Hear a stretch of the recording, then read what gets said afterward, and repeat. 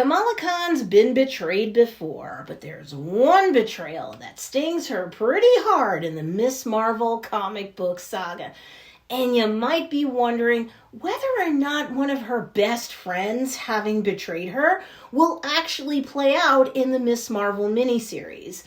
Let's see about that one. I've got a theory that I'll give you at the end of this video as to how all of this vicious backstabbing may or may not go down in the MCU. Welcome back to the Mama Saga, where this Marvel-loving mama is a mother by day, but breaks down comic book sagas, movies, and shows like Miss Marvel by night. Now, let's set things up before poor Kamala gets torn down, and for that, we're going from cradle to grave. We'll get into exactly what cradle is and how that factors into the potential grave for a friendship between Kamala and one of her confidants in just a moment.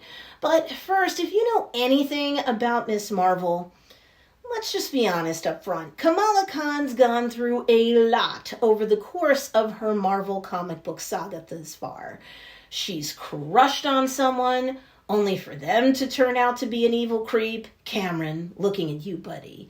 Kamala's been friendly towards one of her fellow students in high school, only for him to turn into one of her enemies on the superhero scene, Joshua Richardson, aka Discord.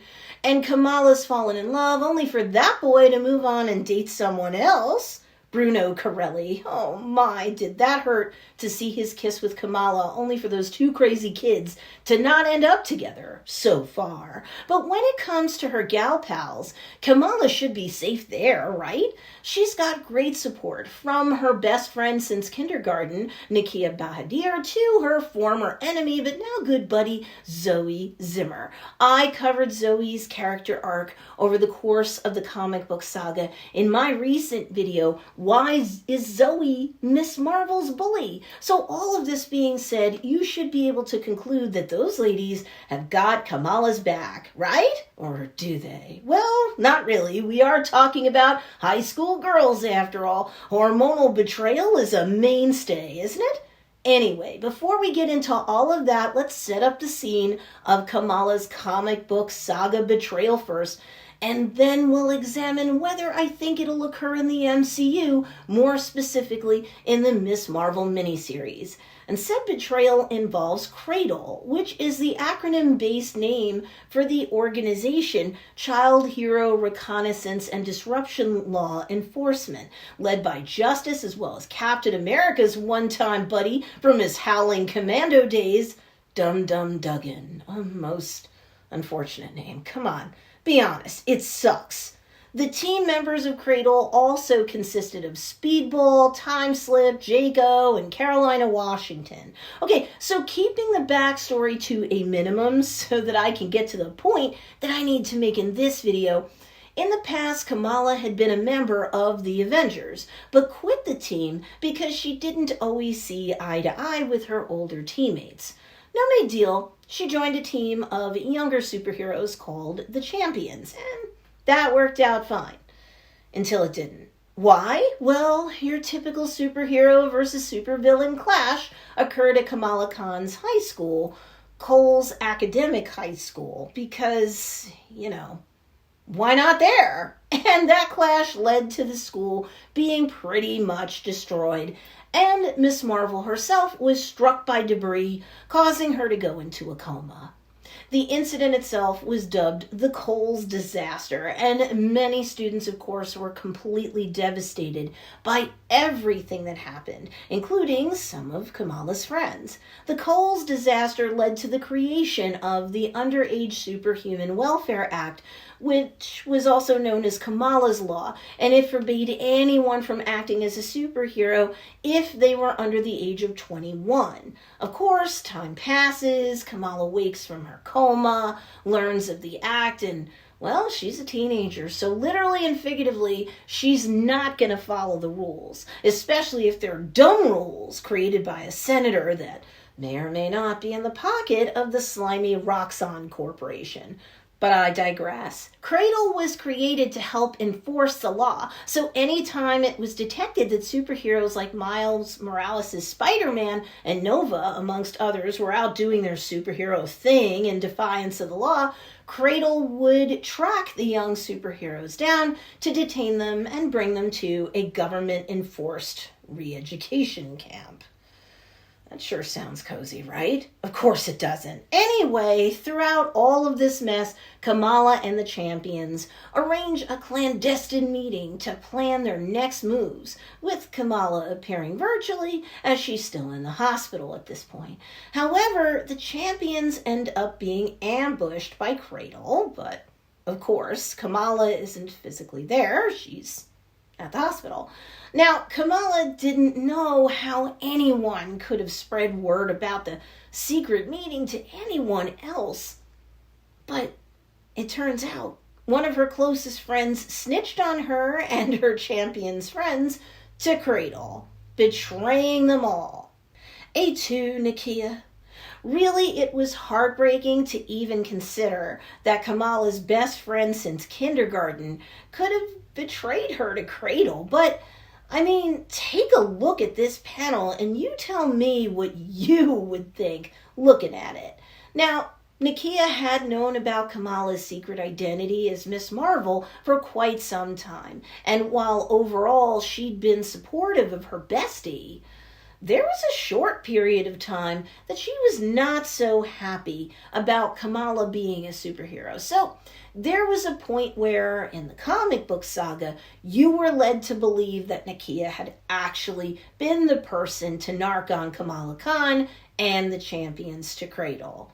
But it turns out it was Zoe all along. Surprise! The reader was treated to another heel turn by Zoe Zimmer, who started off in the Miss Marvel comic book saga as the typical spoiled, popular brat, blonde bully of a girl who eventually sees the error of her ways and becomes part of Kamala's inner circle. But after suffering PTSD following the Coles disaster, Zoe had gotten to a place where she actually blamed Kamala and the Champions for what had transpired at their high school. Zoe basically accused Kamala and her wannabe Avengers friends for nearly killing everyone, and the two stopped talking for a period of time. Zoe even told Kamala that she specifically agreed with Kamala's law because she felt that young and inexperienced superheroes could be dangerous to everyone around them. Eventually, after meeting Kamala at a juice bar, Zoe copped to ratting her and the rest of the Champions out to Cradle. Now, you might be wondering, when it comes to this storyline, what will show up in the MCU? What happened in the Miss Marvel comic book saga is one thing, but do I think over the course of the Miss Marvel miniseries that we'll see all of this stuff play out before the 6 episodes that are planned or done dropping? Nope, absolutely not. If for no other reason, it's because we certainly don't have mutants going on in Earth 616 yet.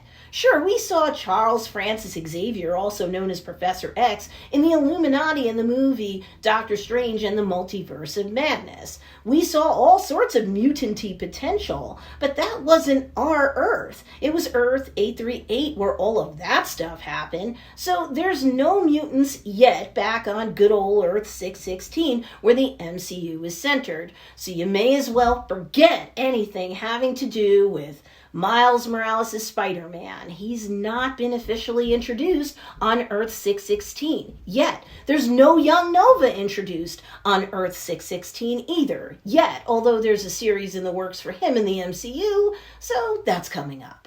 As a result of everything I just said, I honestly feel that no Cradle is really possible right now, anywhere, let alone in the Miss Marvel miniseries. So no, I don't think this betrayal is going to surface or otherwise show up in the MCU yet. I don't think you're going to even see the Zoe Zimmer character progress through a character arc long enough and wide enough in 6 episodes of a miniseries so that she moves from Kamala's bully to Kamala's friend and then to Kamala's backstabber and betrayer anyway. I mean, there's a ton of table setting to do in the Miss Marvel series.